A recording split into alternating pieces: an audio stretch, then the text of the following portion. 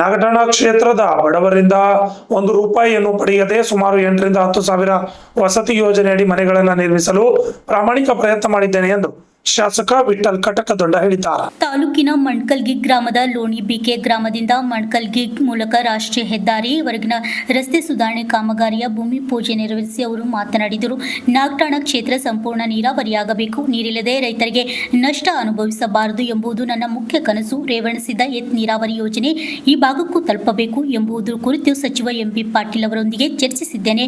ಮುಖ್ಯಮಂತ್ರಿಗಳು ನೀರಾವರಿ ಸಂಬಂಧ ಕರೆದಿರುವ ಸಭೆಯಲ್ಲಿ ಈ ಕುರಿತು ಪ್ರಸ್ತಾವನೆ ಸಲ್ಲಿಸುತ್ತೇನೆ ಎಂದು ಹೇಳಿದರು.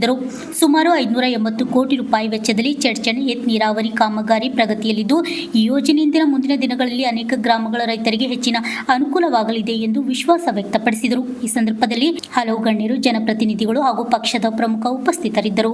Lakshman Sindhya, RJ32 Kannada news, Chadchan. ನಾನು ಕೊಟ್ಟ ಮೇಲೆ ಮತ್ತೊಬ್ರು ಕೊಟ್ಟು ಮತ್ತೆ ತಂದಾರ ಬಿಡ್ರಿ. ಎಲ್ಲರಿಗೂ ಅವರು ಅಲ್ಲಿಂದ ಒಬ್ಬ ಬಾಜುನ ಚಲೋತ್ನಾಗ ಮಾಡ್ಲತ್ತ, ಅದ್ರ ಬಾಜುನ ಮಾಡ್ಲಾಗ್ರೆ ಏನ್ ಮಾಡ್ತಾನೆ, ನನಗೆ ಅಸಹ್ಯ ಅನಿಸ್ತೈತಪ್ಪ ಅಂತೇಳಿ ಮಾಡ್ತಾನೆ.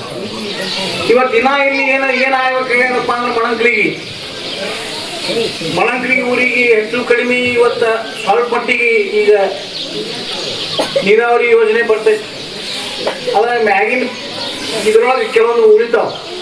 ರೇವಣಸಿದ್ದೇಶ್ವರ ನೀರಾವರಿ ಪ್ರಕಾರ ಇಂಡಿ ಬ್ರಾಂಚ್ ಕೆನಲ್ ಏನು ಬರ್ತೈತೆ ಅಲ್ಲ,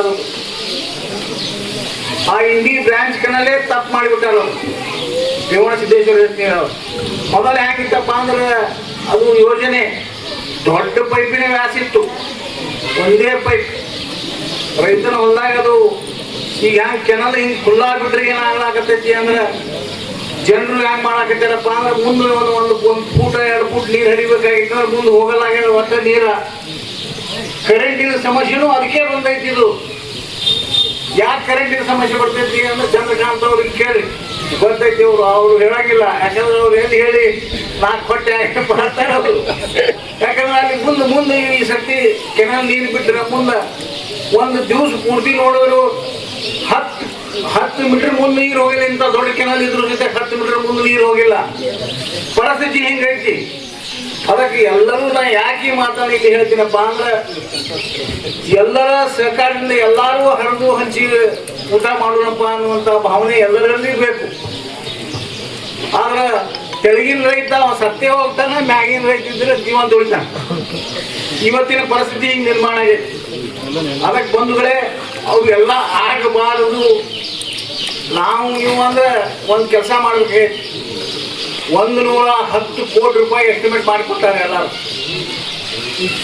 ₹110 ಕೋಟಿ ಹೆಂಗಂದ್ರೆ ಬೆಳಗಾವಿ ಕೆರೆ ಒಳಗೆ 18 ಫೂಟ್ ನೀರು ಬಂದು ನಿಂತಾಕರೆ ಮುಂದೆ ಅವಾಗ ನಮಗೆ ನೀರು ಬಿಡ್ತಾರ. ಮುಂದೆ 3 ದಿವಸಲ್ಲೇ ಕಾಯಂ ಆಗ್ತೈತಿ. ಮತ್ತು ನಮ್ಮ ಪಾಳಿ ಇರುವುದೇ ಭಾಳ ಆದ್ರೆ 2 ದಿವಸ 3 ದಿವಸ ಪಾಳಿ ಇರ್ತೈತಿ. ನಮ್ಮ ಪಾಳಿನೇ ಸಂಪೂರ್ಣ ಒಂದು ಪಾಳಿನೇ ಅಲ್ಲಿ ಹೋದಾಕರೆ ಮುಂದೆ ನಾವು ನೀರು ಉಣಿಸೋದು ಹೆಂಗೆ? ಇದು ಭಾಳ ದೊಡ್ಡ ಸಮಸ್ಯೆ ಐತಿ. ಮುಂದೆ ನಾ ಇದ್ದಾಕರೆ ಫಸ್ಟ್ ಸ್ಟಾರ್ಟಿಂಗ್ ನಾನು MLA ಇದ್ದಾಕರೆ ಆ ನೀರನ್ನು ದಸೂರ್ವರೆಗೆ ಒಯ್ದಿದ್ದೆ. ಅವ್ರು ಇವತ್ತು ಹೈನಾಳವರೆಗೆ ಮುಟ್ಟಲಾಗ್ತಾ ಇರಲಿಲ್ಲ. ಪತ್ರಿಕಾ ಮಾಧ್ಯಮದ ಸ್ನೇಹಿತರು ವಿಚಾರ ಮಾಡಿ ಹೈನಾಳವರೆಗೆ ಮುಟ್ಲಾಗ್ತಾ ಇರಲಿಲ್ಲ ಇದಕ್ಕೆ ನೀರ. ಆ ಹೈನಾಳವರೆಗೆ ನೀರು ಮುಟ್ಲಾಕ್ ತಯಾರಿಲ್ಲ. ಅದಕ್ಕೆ ಇವತ್ತು ಹ್ಯಾಂಗೆ ಮಾಡಬೇಕು ಅಂತ ಯೋಚನೆ ಮಾಡಿ ಅದಕ್ಕೆ ರೇವಣಸಿದ್ದೇಶ್ವರ ನೀರಾವರಿ ಪೈಪ್ ಮಾಡಿಬಿಟ್ಟಾರ. ಅವರು ಯಾರೂ ನೀರು ತಗೊಳಂಗಿಲ್ಲ, ಏನಿಲ್ಲ, ಸೀದಾ ನಿಮ್ಮ ಹೊಲಕ್ಕೆ ಬರ್ತೈತಿ ನೀರು. ಅದೇ ತೆರನಾಗಿ ಫಸ್ಟ್ ಇವತ್ತು ಸಂಪೂರ್ಣ ನೀರಾವರಿ ಮಾಡ್ಬೇಕಾಗಿತ್ತಪ್ಪ ಅಂದ್ರೆ ಇವತ್ತು ಮಹಂಕಲಿಗೆ ರೇವಣಸಿದ್ದೇಶ್ವರ ಸೆಕೆಂಡ್ ಫೇಸ್ ಮಾತ್ರ ಆಗೇ ಬೇಕು.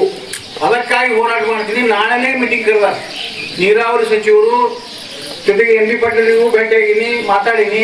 MB ಪಾಟೀಲ್ರು ಕೂಡಿ ಮೀಟಿಂಗ್ ಕರೆದಾಗ ನಾಳೆನೇ ನಾನು ಹೋಗ್ಬೇಕಾಗೈತಿ. ಯಾಕೆ ಬೆಂಗಳೂರಿಗೆ ಹೋಗ್ತೀನಿ ಅಂದ್ರೆ ಅದಕ್ಕೆ ಹೋಗ್ತೀನಿ. ಬಂಧುಗಳೇ, ಸಂಪೂರ್ಣ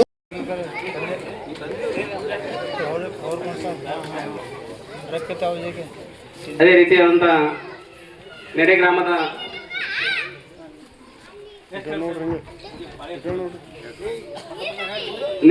ಯುವ ಮುಖಂಡರು ಮಾಜಿ ಲಿಂಗೋಡ್ ಪಲ್ಲವರು ಬಂದು ಶಾಲಾ ಸನ್ಮಾನಿಸಿ ಕೇಳ್ಕೊಳ್ತಾ ಇದ್ದೀನಿ.